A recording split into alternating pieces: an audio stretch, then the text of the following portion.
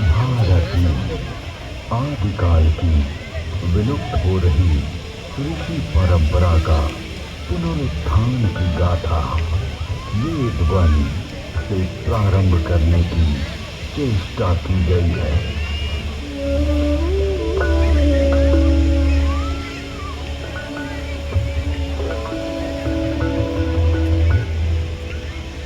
वेद परमपिता परमात्मा की पवित्र वाणी है, जो सृष्टि के प्रारंभ में मानव मात्र के कल्याण के लिए अग्नि, वायु, आदित्य, अंगिरा इन 4 ऋषियों के पवित्र अंतःकरण में उद्भूत हुई। तत्व ज्ञान की दृष्टि से वेद एक है, किंतु विषय विभाग की दृष्टि से इसे 4 भागों में बांटा गया है। ऋग्वेद, यजुर्वेद, सामवेद और अथर्ववेद। ऋग्वेद में ज्ञान का विषय, यजुर्वेद में कर्म का विषय, सामवेद में उपासना का विषय और अथर्ववेद में विज्ञान का विषय है। विश्व साहित्य का प्राचीनतम ग्रंथ वेद है। मानव जाति के प्राचीनतम ग्रंथ होने के कारण उस समय की सभ्यता, संस्कृति, आचार विचार और कर्तव्य आदि को जानने का स्रोत वेद है। भारतीय दर्शन, साहित्य, ललित कला, संगीत, ज्योतिष, ज्ञान विज्ञान वेदों में। वस्तुतः वेद संसार के समस्त पदार्थों का बोध कराते हैं। वेद के भाष्य का आचार्य सायर कहते हैं, इष्ट की प्राप्ति एवं अनिष्ट के परिहार के अलौकिक उपाय को बतलाने वाले ग्रंथ वेद हैं। सबके द्वारा पूजनीय और यजनीय परमात्मा से ऋग्वेद, यजुर्वेद, सामवेद और अथर्ववेद प्रकट हुए। ऋग्वेद के मंत्र दृष्टा ऋषि कहते हैं, तस्मात् विज्ञातस्य वर्षा ऋषः सामानि जग्गिरे छन्दांसि जग्गिरे तस्मात् यजुस्ते तस्माद् जायते। ऋग्वेद, जिसके द्वारा विभिन्न देवताओं की स्तुति की जाती है, उसे ऋग कहते हैं। ऋक्यते सूर्यते अन्य इति ऋग। इस प्रकार की ऋचाओं के संग्रह का नाम ऋग्वेद है। ऋग्वेद विश्व साहित्य का प्राचीनतम ग्रंथ है। ऋग्वेद में 10 मंडलों में 1028 सूक्त में 10,600 मंत्र हैं। यजुर्वेद, यजुर्वेद में कर्मकांड का प्राधान्य है, जिसकी समाप्ति अनियत अक्षरों वाली अथवा जो गद्यमय है उसे यजुष कहते हैं। अनियताक्षरावसानो यजुर। यजुर्वेद के 2 भाग हैं, शुक्ल यजुर्वेद एवं कृष्ण यजुर्वेद। शुक्ल यजुर्वेद में 40 अध्यायों में 1975 मंत्र हैं। कृष्ण यजुर्वेद गद्यात्मक है। सामवेद गीतिषु साम है, गीतेषु समाध्या। संगीत का मूल उद्गम सामवेद है। सामवेद के 2 भाग हैं, पूर्वार्चिक एवं उत्तरार्ध। सामवेद में 1875 मंत्र हैं। अथर्ववेद। अभिचार मंत्रों का ज्ञान अथर्ववेद में है। इसमें आयुर्वेद का विस्तृत विवेचन हुआ है। इसकी शौनक शाखा में 20 कांडों में 730 सूक्तों में 6000 मंत्र हैं।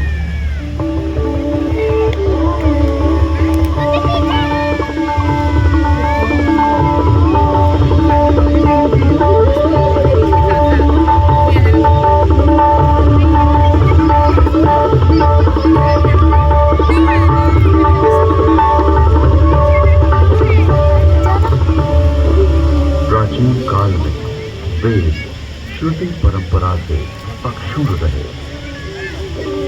वैदिक ऋषियों ने वेदों को कंठस्थ किया और अपने शिष्यों को इसका श्रवण कराया। शिष्यों ने सुनकर वेदों को कंठस्थ किया और उन्होंने अपने शिष्यों को सुनाकर कंठस्थ कराया। इस प्रकार श्रुति परंपरा से वेद अक्षुण्ण बने रहे। वेदों में किसी भी प्रकार की मिलावट न हो सके, इसके लिए वैदिक ऋषियों ने विकृत पाठों का निर्माण किया।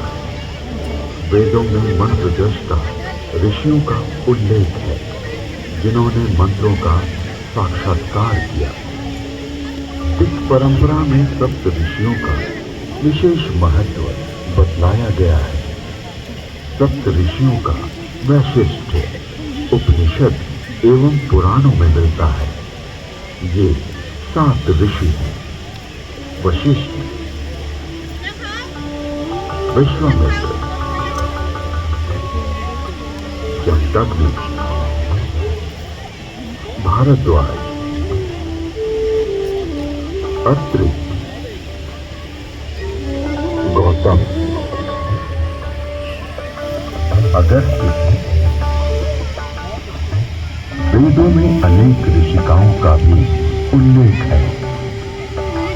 इन ऋषियों की परंपरा का अनुपालन करने वाले ऋषियों ने भी इन्हीं नामों को धारण किया।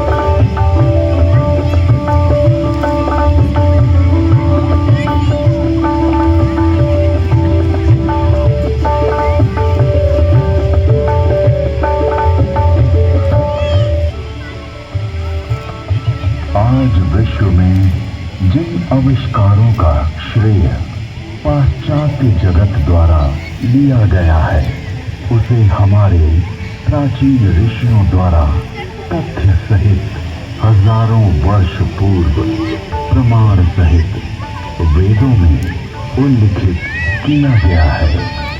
जैसे अगस्त्य संहिता में विद्युत उत्पादन के सूत्र मिलते हैं।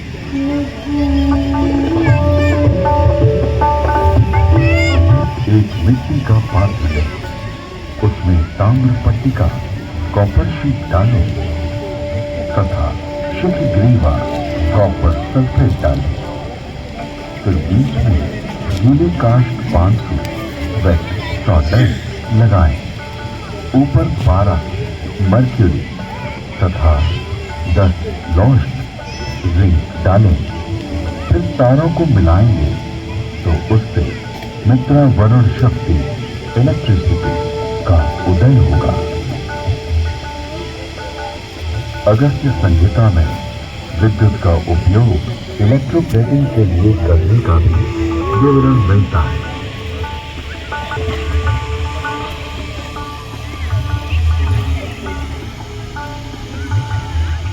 अतः अगस्त्य को कुंभोदव बैटरी बोन भी कहते हैं।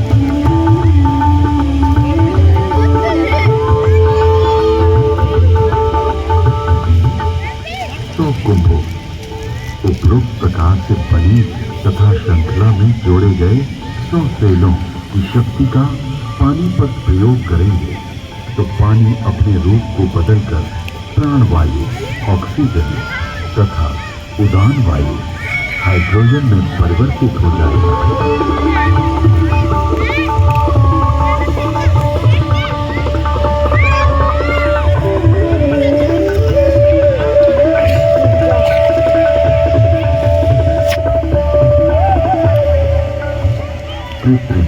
स्वर्ण अथवा रजत के लेप को संस्कृति कहा जाता है। लोहे के पात्र में सुशक्त जल तेजाब का घोल इसका सानिध्य पाते ही यवक्षार सोने या चांदी का नाइट्रेट ताम्र को स्वर्ण या रजत में ढक लेता है। स्वर्ण से लिप्त उस ताम्र को शातकुंभ अथवा स्वर्ण कहा जाता है। विद्युत तार आधुनिक नौका चलन और विद्युत वहन, संदेश वहन आदि के लिए जो अनेक बारीक तारों की बनी मोटी केबल या डोर बनती है, वैसी प्राचीन काल में भी बनती थी, जिसे रज्जु कहते हैं।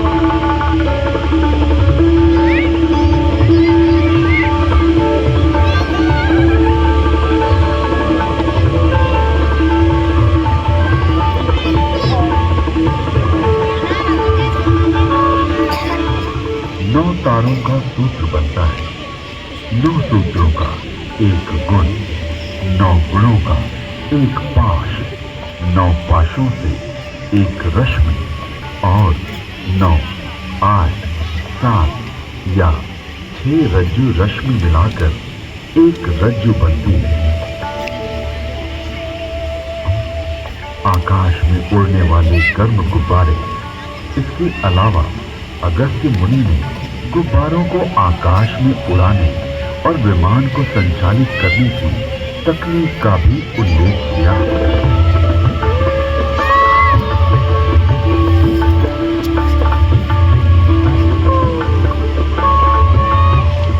उड़ान वायु हाइड्रोजन को वायु प्रतिबंधक वस्त्र में रोका जाए तो यह विमान विद्या में काम आता है।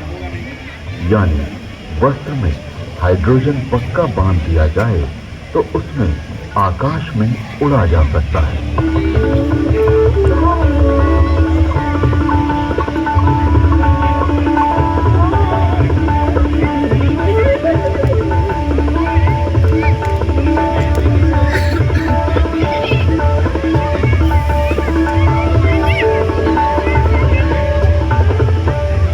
विमान वायु पर उसी तरह चलता है जैसे जल में नाव चलती है। तत्पश्चात उन काव्य पंक्तियों में गुब्बारों और आकाश छत्र के लिए रेशमी वस्त्र सुयोगी कहा गया है, क्योंकि वह बड़ा लचीला होता है। वायु पूर्ण वस्त्र। प्राचीन काल में ऐसा वस्त्र बनता था जिसमें वायु भरी जा सकती थी। इस वस्त्र को बनाने की निम्न विधि अगस्त्य संहिता में है।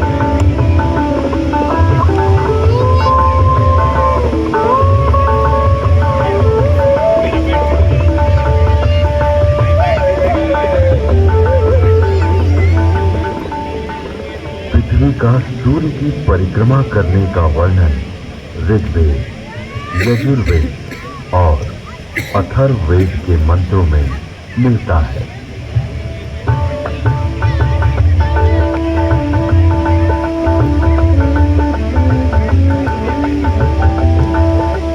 यह पृथ्वी घूमती है, अपनी माता अंतरिक्ष के सामने रहते हुए सूर्य रूपी पिता की परिक्रमा करती है।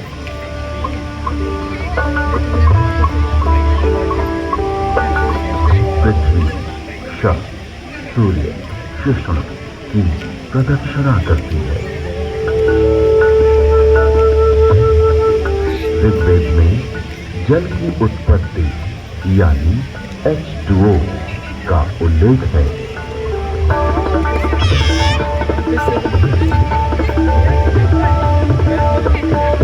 जल की प्राप्ति के लिए मैं पवित्र ऊर्जा, एनर्जी वाले मित्र ऑक्सीजन और दोषों को नष्ट करने वाले वरुण हाइड्रोजन को ग्रहण करता हूं। यजुर्वेद में सूर्य में उच्च जल तत्व यानी हीलियम का संकेत किया गया है।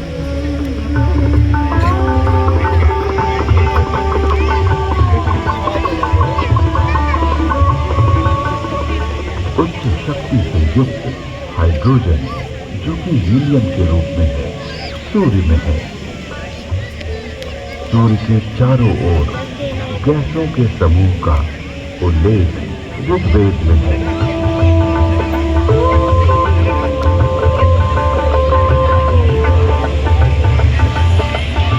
ऋग्वेद में ही सूर्य की गति और प्रकाशक होने का वर्णन है।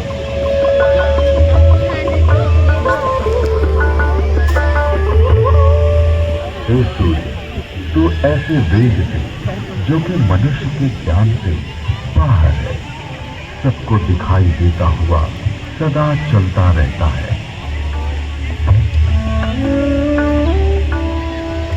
विश्व के प्रथम वैज्ञानिक अथर्वा ऋषि के अनेक आविष्कार का उल्लेख वेद में प्राप्त होता है।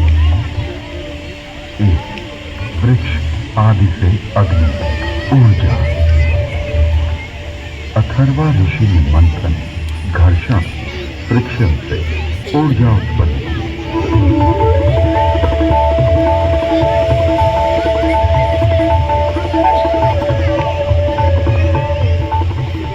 अरण्य नामक वृक्ष की लकड़ी में अग्नि है।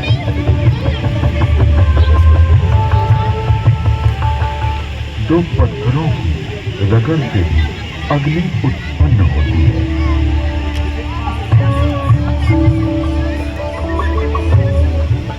दूसरा, जल मंथन से अग्नि, हाइड्रो इलेक्ट्रिक, हाइडल। अथर्वा ऋषि ने तालाब के जल से मंथन, फ्रिक्शन के द्वारा जलीय विद्युत हाइडल का आविष्कार किया।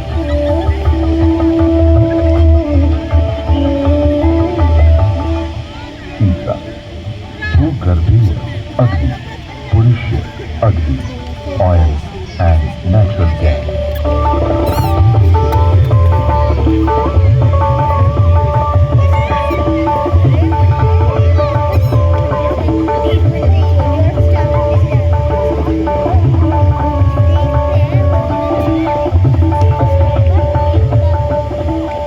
अथर्ववेद में सूर्य से पदार्थों के प्रकाशित होने अर्थात वर्ण, कलर प्राप्त होने का वर्णन है।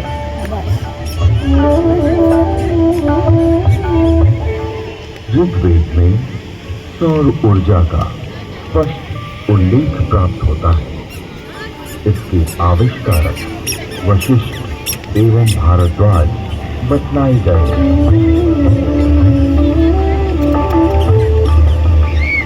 ऋग्वेद में सूर्य की घातक किरणें अल्ट्रावायलेट रेज का वर्णन है।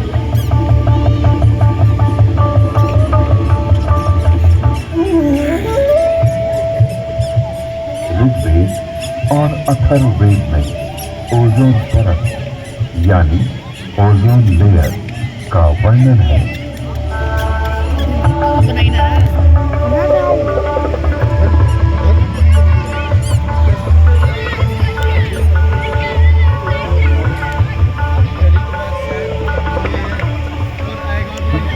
गर्भस्थ शिशु की रक्षा के लिए गाइस चलो अभी हम बंद कर लें क्योंकि अब हम जाने वाले हैं और ये बहुत पूरे 3 या 4 घंटे के। चलो बाय।